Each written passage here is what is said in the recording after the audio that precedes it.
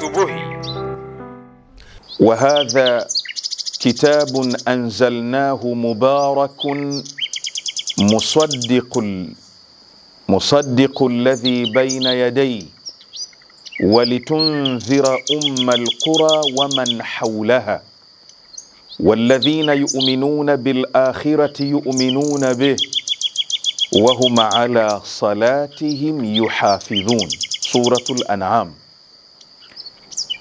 Aya hii inatuelezea mahala panapoitwa Ummul Qura, ambapo Ummul Qura ni moja kati ya majina ya Makka, mahala ambapo kwa asilimia kubwa ibada ya hija inafanyika mahala hapo. Kwa hivyo moja katika majina ya mahala panapofanyika ibada ya hija ambayo ni mji wa Makka au Bakka, ni mahala pana jina jingine la Ummul Qura.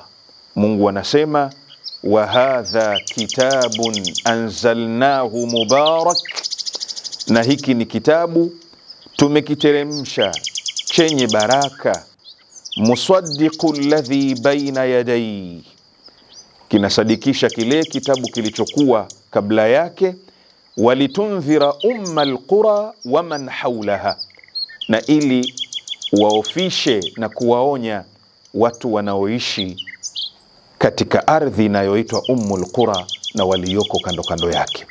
Kubwa ni kutaka kusema kwamba ibada hii kubwa na nguzo hii nzito na muhimu inafanyika katika ardhi ambayo inaitwa Makka na vile vile inaitwa Ummul Qura. Walhamdulillahi Rabbil Alamin.